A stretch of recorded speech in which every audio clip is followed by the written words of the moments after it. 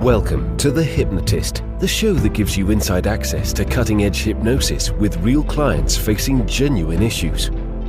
Brought to you by the hypnotherapist demanded by celebrities, CEOs, and even royalty, Adam Cox.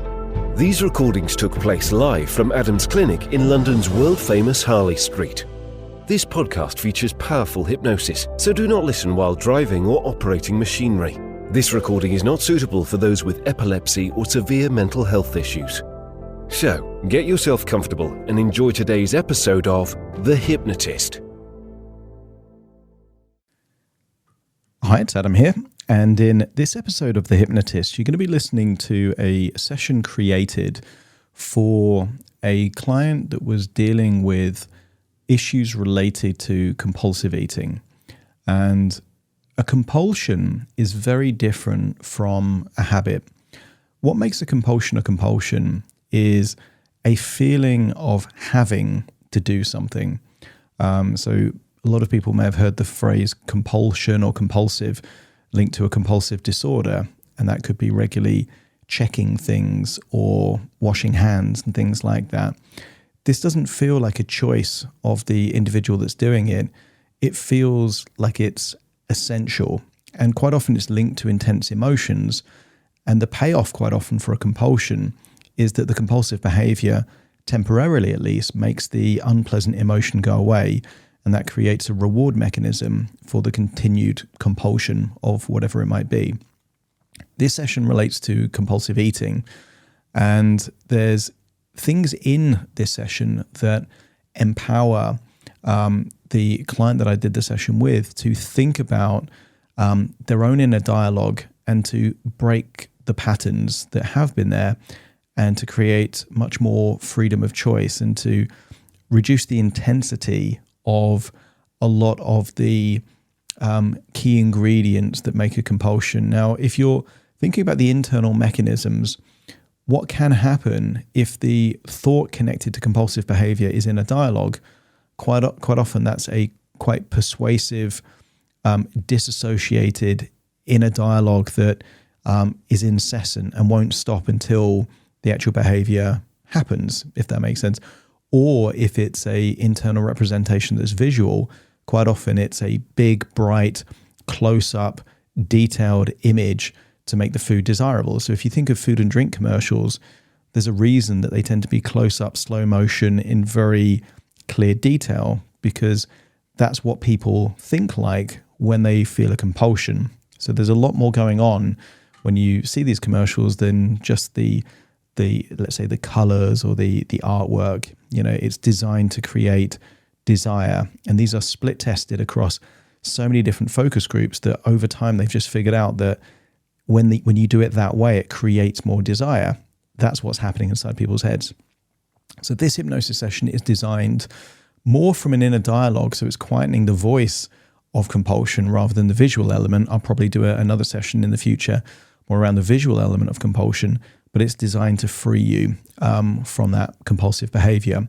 Obviously, this particular session was created for an individual, so if you're listening to this and you're struggling with weight issues and maybe compulsive eating or snacking and binging is parts of that, you can click the link in the show notes that will enable you to schedule a free 30-minute call with me, and we can explore what it would be like for me to work with you directly to help you to lose weight in a way that's aligned with your body.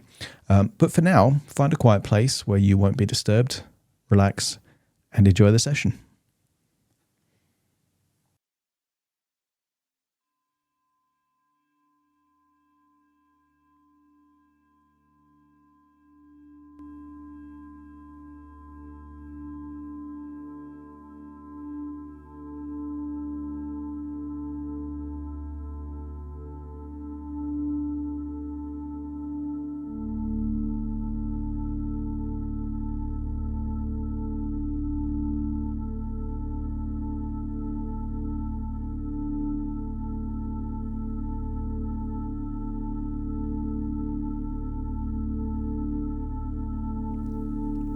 Take a deep breath in. And as you breathe in a resourceful feeling of relaxation. And as you exhale, Just allow any feelings of stress, any tension to leave your body. And on the next outward breath, just allow those eyelids to completely relax and close. And as they close, just enable you to feel deeply relaxed. That's right.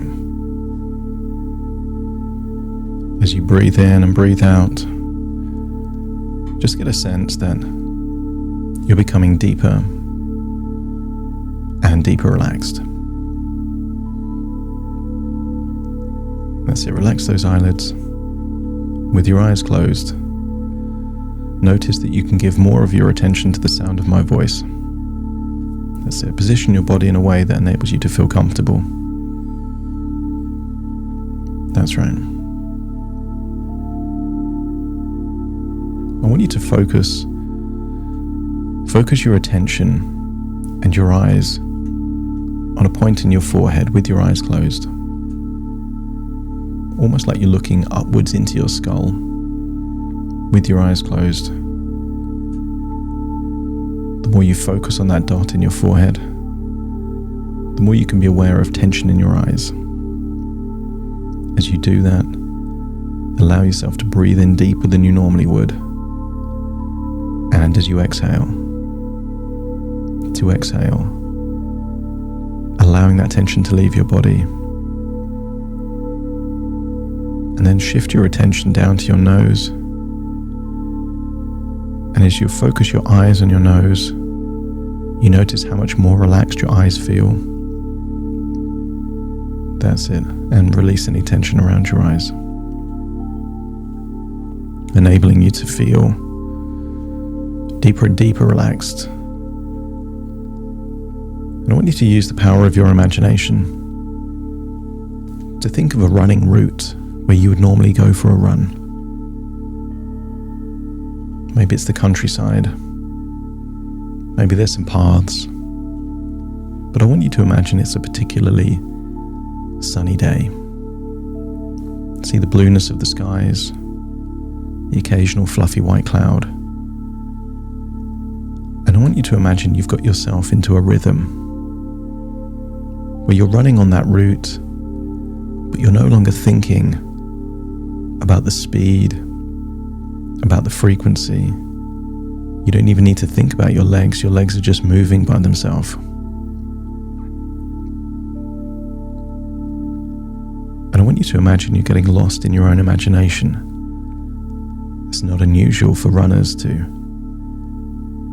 just allow their unconscious to do the running for them, and they can start to daydream. And I want you to imagine that you're daydreaming. Allow your body to run, and you're daydreaming about a time where you were outside, perhaps on a beach, perhaps in a field, a meadow, and you were just resting. It's just in your imagination. Imagine that your body is still running in that route, but in your imagination, you're imagining that you're lying down outside. Imagine that your body is comfortable in this place. And I want you to get a sense that here in this place, inside your imagination, your body's getting more and more relaxed with each and every breath.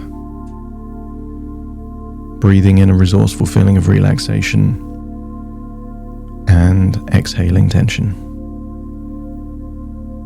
In fact, I'm going to count down from 10 to 1, and I want you to imagine there, in your imagination, lying outside, that your body is getting 10% deeper relaxed with each descending number. Starting to count 10, focusing on any tension around your eyes, eyebrows, around your eyelids. Breathing in that resourceful feeling of relaxation. And as you exhale, releasing the tension around your eyes. 9, focusing now on the muscles in your forehead. the same muscles responsible for surprise or concern.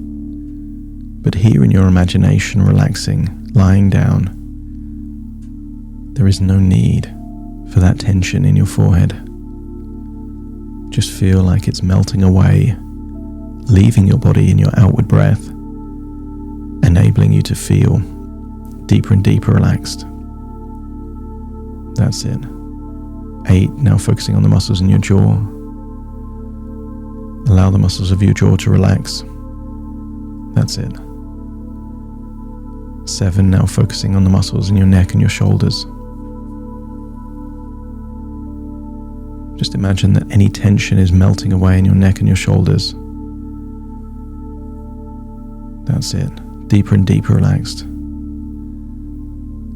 Eyelids feeling heavier and heavier. I want you to imagine your head is almost feeling like a helium balloon, being carried by a child, just feeling limp, loose in your arms and legs, but your head feeling light and floaty. That's it, there, lying down. 6 and then 5, just feeling like your arms so relaxed as you breathe in, lungs, stomach. Even your heart starts to relax. That's it. Going down into your gut. That's it. And I want you to accept, as you start thinking about your body becoming more relaxed, that body fat is simply stored energy. And I want you to picture that stored energy around your body. Think of where fat is on your body for you, and to start thinking of it as simply a storage tank of fuel as you continue to go deeper relaxed into your legs. 4 and then 3, deeper and deeper relaxed. 2 and then 1, and I want you to use the power of your imagination to imagine that you're falling asleep there in that place. Your body's running, your imagination is lying down, and that version of you lying down is now drifting off into a sleep. And I want you to imagine that in that sleep, there is a part of you that has been craving food, overthinking about food, desiring food, whether you're hungry or not. And I want you to bring that part of you forward, the part that really desires food, whether you're hungry or not. Just allow that part to come to the forefront. And when it's there and I'm talking to that part, just let me know by nodding your head. I want you to think about those contexts where you desire food. There's a desire to think about food, and that by thinking about food, you desire food. And there's a feeling that doesn't go away until you eat food. And I'm wondering, is this for health? Is the desire for food to make you healthy? Is the desire for food to give you energy? Or is the desire for food for pleasure, gratification? And I want you to get a sense that in life and in food, there is a big difference between pleasure and gratification. I want you to think about the most pleasurable moments in your life. They were pleasurable at the time, but it even gives you pleasure thinking about it all the way back. Food must be gratification. You can always tell gratification, because even when you're doing it, you're thinking about the next thing. I want you to think about the last time you craved food when you weren't hungry. With your eyes closed, just imagine you're in your own body thinking about that moment. And I want you to recreate the inner dialogue that was happening back then. The words that were being said, I want you to try your hardest to create the same sequence of words to desire food, to crave that food, purely for gratification, for the illusion of pleasure. And then I want you to introduce another part that will engage that part in a conversation. I want you to imagine that the part that is desiring the food is saying, you want this, you need this. But I want you to imagine that you're having a conversation with that part. I'm not hungry. I don't think I do need it. I don't want it. And I want you to negotiate with that part to agree that this part that desires food can desire it as much as it wants within meal times, giving you the balance of desiring food, but also no longer having to struggle with eating more than you need. And wouldn't it be nice just to live in a head where you're not thinking about food all the time? And if that part is happy to agree to really desire and enjoy food at the times when you desire to eat food, let me know by nodding your head. I want you to create just in your imagination what you would want the perfect day to be like. Just imagine no desire to eat in the morning, perhaps feeling hungry late morning, but knowing that just another half an hour and you can just eat that food at that time. If that thought comes into your head that you need food, you can just reply with, not long to go. I want you to imagine eating that food at midday, healthy, delicious food, and getting a sense that you can enjoy it more because you're not thinking about it. Enjoy that food, and then just decide on a phrase inside your own mind that communicates to that part that desires food that their time is over. Could be something as simple as, I'm done, or enough is enough. And then imagine that it's 3 o'clock. You're having a small snack, something just to boost your energy slightly, but healthy foods. Again, allow that part to enjoy it while you're doing it. And then, enough is enough. And I want you to imagine that if those thoughts come out outside of those times that you want to eat, you can turn the volume down of that voice. You can delay that voice. Or you could simply think of something else. Something as simple as a nursery rhyme, or a song, or a phrase, knowing that you can't have two conflicting thoughts at exactly the same time. From this point forward, I want you to imagine that a voice that wants you to eat when you're not hungry is driven by gratification. I want you to imagine that these intrusive thoughts are not there to make you healthier, not there to give you energy, just to give you short-term pleasure that has consequences of its own. I want you to imagine that from this point forward, these voices are cockroaches. And the only way that these cockroaches can continue is if you feed these cockroaches. And I want you to imagine that even if you're hungry, you're willing to wait until the next meal or snack time. And in doing so, you eat when you choose to, not when this voice driven by gratification wants you to. And one by one, those cockroaches starve to death as you're feeding that part of you that desires nutrition, health, vitality, energy, not the part that desires the craving and short-term gratification of snacks. And if both parts are happy with this relationship, that the part that craves pleasure can still have pleasure, but only when you choose to eat, but also that you have the ability to control your thoughts,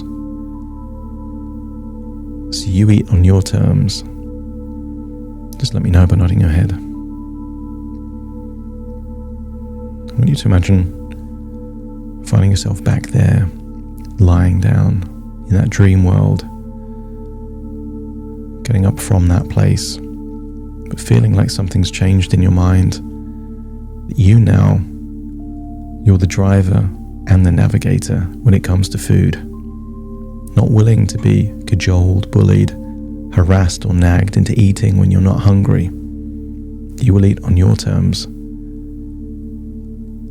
Take that thought, take that feeling, take that future idea of what that means for you, and then imagine that you're back there running in the countryside, feeling lighter on your feet, feeling that you have a new relationship with yourself, with food, and with the thoughts in your own mind. Now it's time to return to the present, but you return to the present where you're now in control. You're happy to eat, but you're going to eat on your terms. And you're going to treat intrusive thoughts out of your terms as an opportunity to starve those cockroaches. Returning now to the present as you take a deep breath in through your nose and out through your nose. Just wiggle your fingers, wiggle your toes, get a sense that you're fully present back in your body as I now count from 1 to 10 to fully awaken you. Starting to count. 1, 2, 3, waking up. 4, 5, 6, more alert. 7, 8, open your eyes. 9, 10, wide awake, wide awake, wide awake. Thank you for listening to The Hypnotist with Adam Cox, the show that gives you inside access to cutting-edge hypnosis with real clients facing genuine issues. To automatically receive the latest episodes, please subscribe. If you'd like to support the show, please share this episode with just one friend you think it could help. And if this episode helped you, please leave us a 5-star review.